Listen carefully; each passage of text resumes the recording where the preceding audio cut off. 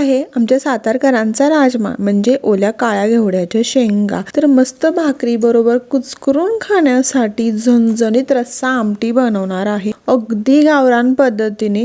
तर आधी कुकर मध्ये 2 टमाटर टाकून आणि थोडं मीठ टाकून सगळा घेवडा शिजवून घ्यायचा, लगेच शिजतो आणि असाच घेवडा शिजलेला लहान मुलांना खायला द्यायचा, खूप छान पण लागतो। तर आता फोडणीसाठी गरम तेलामध्ये कांदा, कढीपत्ता, जिरे, हिंग आणि लसूण, खोबरं, कोथिंबीरचं वाटण टाकून चांगलं भाजून घ्यायचं।